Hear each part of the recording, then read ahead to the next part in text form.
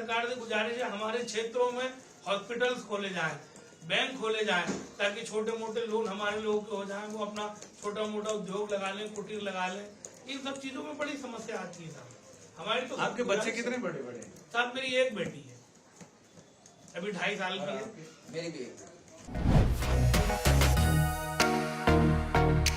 बरेली की पहचान जरदोजी का काम, लेकिन अब ये पहचान कैसे खतरे में पड़ी है, इस बारे में हम यहाँ बात करने आए हैं। चुनाव का समय है, क्या इस मुद्दे पर भी बात होगी? जरदोजी की चमक फीकी पड़ती जा रही है, क्या चुनाव में लोग इस पर बात करेंगे? हम जरदोजी के कारीगरों से जो पुश्तैनी, जो कहते हैं दादालाई काम, वो यहाँ लगातार करते आ रहे हैं। हमारे आपके उत्सवों में कपड़ों पर चमक बिखेरने का काम यही लोग करते हैं। पिछले कुछ सालों से जरदोजी के काम में कुछ गिरावट से आई है। हाँ बिल्कुल आई है भाई साहब। जरी और जरदोजी के कारोबार पे बहुत ज़्यादा फर्क पड़ा है। हमारे वालिद, हमारे दादा सब यही काम करते थे। आज तीसरी पीढ़ी है, लेकिन हमें नहीं लगता कि हम कहीं आगे बढ़े, हम पीछे हुए। हमारा कारोबार बढ़िया चल रहा था, मजदूरी बढ़िया। अब मेरा ये कारखाना है, ये सब मेरा कारीगर है, मैं खुद भी हाथ से 12 घंटे बैठ के काम करता हूँ, लेकिन उसके बावजूद भी मजदूरी नहीं बढ़ती। मजदूरी 8 घंटे मजदूरी 200 रुपये पड़ती है। 8 घंटे मुसलसल जो इस ठंड में काम करेगा उसको 200 रुपये प्रतिदिन पड़ रहा है। 16 घंटे करे तो 400 रुपये होंगे। अब 16 घंटे मजदूर नहीं कर पाते, ना खान पान अच्छा और न इतनी ताकत की 16 घंटे को काम। आपका पूरा नाम? मेरा नाम वसीम अली है। वसीम अली, आप पढ़ाई किया? मैंने M.Com किया। और घर में कितने सारे लोग हैं जो इससे? मेरे घर में 5 भाई हैं, पांचों ये करते हैं। अपने अपने क्षेत्र में उन्होंने पढ़ाई की, उसके बावजूद भी अपना यही काम करते हैं। कहीं जॉब नहीं हुआ, कुछ नहीं हुआ, तो हमारे ये दादा परदादा का काम, हमें ये जरा सी सुई का ही सहारा है। इसमें जो 200 रुपए की आप बात करते हैं, आंखों पे इतना जोर पड़ता है, इसे मुझे लग रहा है 200 रुपए में मुझे आप ये समझ लीजिए कि 200 रुपये में अब हमारे तो परिवार चल नहीं रहा। हमारे जरी का कारीगर जो है वो ना बच्चों को पढ़ा पा रहा है, ना मुस्तकबिल आगे बनेगा। जब वो पढ़ाई नहीं पा रहा है तो आने वाले बच्चे, और इस काम पे ना वो बच्चे बैठ पा रहे हैं, क्योंकि 200 रुपये 8 घंटे के, तो 200 रुपये, फिर 8 घंटे मुसलसल वो काम करेगा घड़ी देख के, तो 200 रुपये। 16 घंटे की क्षमता नहीं है करने की, जो वो 400 रुपये में अपने बच्चों को गुजारा करे। इस बार चुनाव में क्या स्थिति आपको लगता है? ये जरदोजी का जो कहे तो बरेली का माजी रहा है, इतिहास रहा है जरदोजी का, जब फ्यूचर भी रहेगा? फ्यूचर नहीं, मुझे नहीं लगता, क्योंकि अब जो हम जैसे, हम अपने बच्चों को तो सिखाएंगे नहीं ये काम। हम जैसे और भी तमाम लोग हैं जो बेचारे दूसरी मजदूरियों की तरफ भेज रहे हैं, लेकिन इस काम को नहीं सिखा रहे हैं। अब वो बच्चे जब 10, 12, 15 साल के बाद जब काम करने के लायक होंगे, तो मुझे लगता है कि आने वाले 15 साल में तो कारीगर भी नहीं रहेगा। बहुत मुश्किल है, कोई इस काम को सिखाने को राजी नहीं है। हमारा काम सब कुछ बढ़िया चल रहा था, लेकिन पहले नोटबंदी, उसके बाद जीएसटी, तो कपड़े पे आते ही हमारा कारोबार खत्म हो गया। हम जीएसटी 5% है, लेकिन अब ये सुना है 12% होने वाला है जनवरी से, तो और ज़्यादा हाथ पैर भूल रहे हैं कि हम कैसे क्या करें। बहुत मुश्किल है कि हम आगे इस काम को मुस्तकबिल रहे या कोई अपने बच्चों को सिखाए। मशीनें आ गई हैं, कंप्यूटर आ गया है, सूरत में जो काम चल रहा है उसमें उसका कितना असर हो रहा है? थोड़ा बहुत असर रहा है, लेकिन सूरत भी हमेशा से था, मशीनरी भी हमेशा से थी, और कंप्यूटर भी हमेशा से, मेरा मानना ये 10, 12, 15 साल से तो कंप्यूटर भरपूर पढ़ाई कर रहा है, कोई मुश्किल नहीं है। लेकिन कारोबार हमारा 2016 से ही खराब हुआ है। 2016 और जीएसटी के बाद? हाँ, नोटबंदी और जीएसटी, उससे पहले की मशीन थी। भाई मशीनरी का जो काम होता है वो बहुत ज़्यादा मोटा और कम रेंज का, जो जिन लोगों का, हमारे कम वाला बजट है, तो वो मशीन का पहनते हैं। जिन लोगों को अच्छी पोशाक पहनना है, हाथ की कढ़ाई चाहिए, खूबसूरती का काम चाहिए, वो ये आज भी यही पहनते हैं। लेकिन मेन वजह जो है वो जीएसटी की, मैं मानता हूँ। आपका पूरा नाम क्या है? मुझे मोहम्मद सरताज अलवी कहते हैं। सरताज भाई, ये बताएं कि जो मशीन का काम है और जो हाथ का काम है, दोनों में सफाई किसमें ज्यादा रहती है, मशीन वाले में? देखिए, मशीन के काम का मतलब है डाल्डा, और हाथ की कढ़ाई का मतलब है घी। जो हाथ से किया जा सकता है वो मशीन कभी भी नहीं कर सकती। इसीलिए हाथ का काम बहुत अच्छा और शानदार माना जाता है। लेकिन हम तो लोगों को खूबसूरत बनाने का काम करते हैं, उन्हें बनाते हैं, संवारते हैं, लेकिन कोई भी सरकार, कोई भी गवर्नमेंट हमारे बारे में कुछ भी ध्यान नहीं देती है। आप क्या चाहते हो कि एक तो जीएसटी का आप चाहते हो उसमें राहत मिले? नहीं, वो ये मेरे भतीजे हैं वसीम, मैं इनका चाचा हूँ। देखिए, जीएसटी और नोटबंदी से तो फर्क पड़ा और काफी फर्क पड़ा, लेकिन उसके बाद जैसा कि आपने कहा, इस समय चुनावी मौसम चल रहा है। इस समय प्रदेश के अंदर माननीय योगी आदित्यनाथ जी की सरकार है, भाजपा की सरकार है।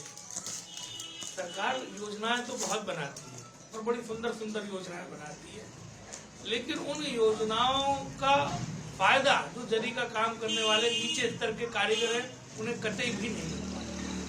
किनको मिलता है असली फायदा?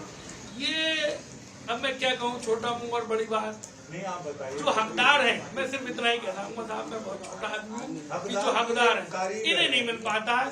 इनकी जगह जो दूसरे लोग होते हैं वो इसका फायदा होता है। मतलब बिचौलिए, दुकानदार, ये सब ये एक्सपोर्ट तो है नहीं, इसके जो सरकारी तंत्र से फायदा मिलता है, अच्छा। उसमें जो मैं एक तरीके से कहूँगा नकली जरी का काम करने वाले लोग आ जाए, वो असल में जरी का काम करने वाले नहीं होते। सब में तो नहीं है।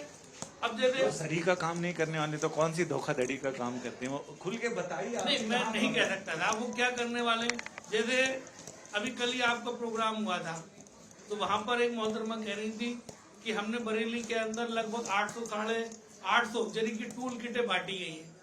ये ललन टॉप में बरेली जिले के अंदर सबसे जो अधिक मात्रा में जरी का काम होता है ये जोगीनावादा है, इसके पड़ोस में एजाज नगर गौटिया है, इधर पड़ोस में हजियापुर है, और ये पुराने शहर के इलाके में सबसे बड़ी मात्रा में जरी का काम होता है बरेली में।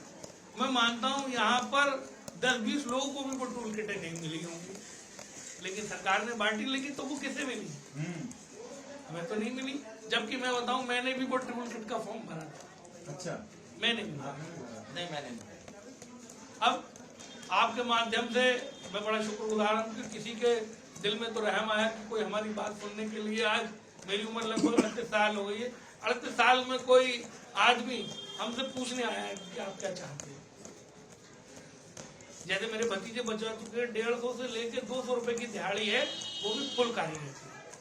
जो पूरे दिनों का कारीगर है, अच्छा कारीगर है, उसकी 150-200 रुपए की दिहाड़ी है।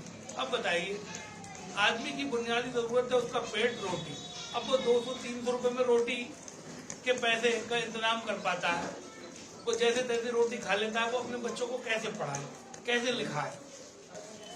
हमारे बच्चे नहीं पढ़ पाते हैं, नहीं लिख पाते हैं, और बड़ी ही बुरी, अगर उन्हें कोई परिवार में किसी को बीमारी आजारी लग जाए तो यकीन मानिएगा कि हमारा बंदा मर जाता है, हम अच्छा इलाज नहीं कर। अभी 25 दिन पहले मेरे पिताजी की डेथ हुई है, उनका हार्ट फेल हो गया, खत्म हो गया। अब जैसे इस समय प्रदेश के अंदर बिजली का यूनिट 7-8 रुपए यूनिट है। अगर सरकार, मेरी तो ये सरकार से गुजारिश है, मांग है कि भारतीय जनता पार्टी की सरकार आए, सपा की आए, बसपा की है, जिसकी भी आए, हम किसी एक पार्टी विशेष के लोग नहीं है। आपका बनाया हुआ तो हिंदू मुसलमान सभी पहनते हैं। तो हमारी ये गुजारिश है कि सरकार या तो हमें बिजली मुफ्त दे, जो जरी का काम करने वाले हैं बकायदा उनका रजिस्ट्रेशन करवाए, जरी कार्ड बनवाए, उन्हें बिजली मुफ्त दे, या 1 रुपया या 2 रुपया यूनिट दे।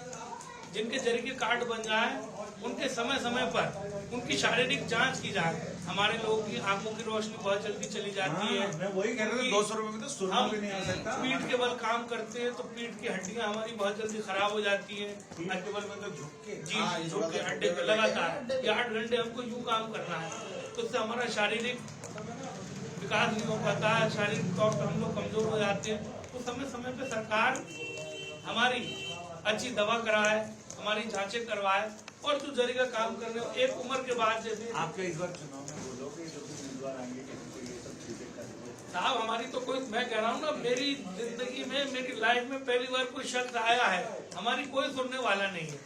यहाँ के बरेली के 8 बार के सांसद बहुत ही अच्छे आदमी संतोष कुमार गंगवार जी, और बरेली में हमने भारतीय जनता पार्टी को 9 सीटें दी, लेकिन बरेली को जरी नगरी बनाया गया है, लेकिन जरी वालों का कुछ नहीं।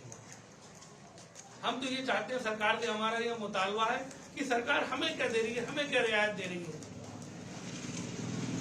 अगर हमारे लोग बीमार हो जाते हैं तो यकीन मानिएगा उनका हम अच्छा इलाज नहीं कर पाते। तो हमारी सरकार से गुजारिश है, हमारे क्षेत्रों में हॉस्पिटल्स खोले जाएं, बैंक खोले जाएं ताकि छोटे मोटे लोन हमारे लोगों के हो जाएं, वो अपना छोटा मोटा उद्योग लगा लें, कुटीर लगा लें। इन सब चीजों में बड़ी समस्या आती है साहब हमारी। तो आपके बच्चे कितने बड़े बड़े हैं? साहब मेरी एक बेटी है, अभी 2.5 साल की है। मेरी भी तो मतलब आप लोगों से तो अभी पूछने के बजाय बड़े मियाँ से मैं बात करना चाहूंगा कि वो अपने बच्चों को इस काम में डालना चाहेंगे।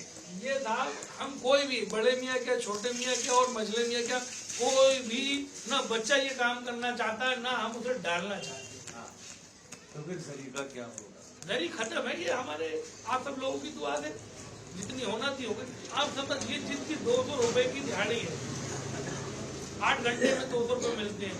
हमारे लोग दिहाड़ी काम करते हैं तो रोटी मिलती है। आज का माहौल ये है, आज सरसों का तेल 200 रुपए किलो है, आज सरसों का तेल 200 रुपए किलो है। आटा चावल, मतलब हम तो बड़ा छोटे लोग हैं साहब, आपकी दुनिया बहुत अलग है, हमारी दुनिया बहुत अलग है। हमें तो अपनी गुजर बसर करना बड़ा मुश्किल बना हुआ है। हमारी तो सरकार से यही गुजारिश है कि हमारे लोगों की तरफ ध्यान दें, वरना ये जरी का काम और जरी का काम करने वाले दोनों ही लोग गायब हो जाते हैं।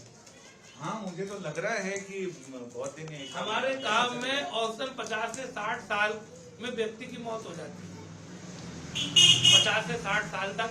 ये मेरे भाई हैं, इनके पिताजी की भी डेथ हो गई, उनकी उम्र भी लगभग 54-55 साल थी। मेरे पिताजी की उम्र भी लगभग 60 साल थी, लेकिन कोई भी सुनने वाला नहीं, कुछ नहीं। आज बिजली के बिल इतने आ रहे हैं कि हम रोटी खाएं, बिजली का बिल जमा करें। डॉक्टर का पर्चा इतना है, दवा इतनी है, रोटी। आप यकीन मानिएगा, मुझे मेरा दिल रो रहा है अंदर से, हमें अच्छा खाना में असर नहीं होता। बस जैसे दाल रोटी चटनी रोटी खा के अपना जीवन यापन कर रहे हैं। ऐसा कोई शख्स यहाँ नहीं बैठा होगा जो बीमारियों में मुब्तला नहीं। बिल्कुल, ये कुछ वैसी ही बातें बता रहे हैं कि दिल ही तो है न संगे खिस्त, दर्द से भर ना आए क्यों, रोएंगे हम 1000 बार, कोई हमें सताए। बिल्कुल सारी बात का लबोलबाब यही है, मशीनों से डर नहीं लगता साहब, जीएसटी से लगता है। वित्त मंत्री जी, इनकी बात सुने, इनकी पुकार सुने। ये तो जरदोजी का सिर्फ नाम ही रह जाएगा, बाकी जरदोजी इतिहास के पन्नों में समा जाएगी। नए बच्चे काम नहीं सीख रहे हैं। हमारी रिक्वेस्ट है गवर्नमेंट से कि हम हाथ जोड़ के निवेदन कर रहे हैं, अगर ये खबर आ रही है 12% वाली कपड़े पे, तो हमारी इस बात को समझा जाए। हमारी 12% तो बिल्कुल ना की जाए, जो है वो भी खत्म हो जाएगा। हम ये बोलते थे कि हिंदुस्तान में हमारे गांधी जी ने कपड़ा बुना, चरखे से काटा, तो कपड़े पे कोई जीएसटी नहीं। हमारी तो सरकार से ये गुजारिश है, कपड़े पे किसी भी प्रकार की कोई जीएसटी ना लगाई जाए, बिल्कुल कपड़े से जीएसटी को खत्म कर दिया जाए। और आप कह रहे ना 50% लोग इन 5-6 साल में 50% लोग जरी का काम छोड़ चुके हैं। अब वो दिहाड़ी मजदूरियां कर रहा है, कोई रिक्शा चला रहा है, कोई टेम्पो चला रहा है, कोई ईंटें ढो रहा है, कोई गारा बना रहा है। 50% लोग जिनके घर में 2-4 बीवी बच्चे सब लोग मिलकर काम करते हैं, हमारे घरों की महिलाएं काम करती हैं, तब रोटी मिलती है। जरदोजी का काम कहता है कि हम तो कब के इंच यहाँ दफन हो चुके, जो आप देखते हैं उजड़ता मना। वित्त मंत्री जी ध्यान दीजिए, और चुनाव में जितने लोग आते हैं वो कम से कम इनकी आवाज सुने और उस पर आगे कुछ करें। कैमरामैन परमेंद्र शर्मा और कृष्ण गोपाल राज के साथ संजय शर्मा, बरेली।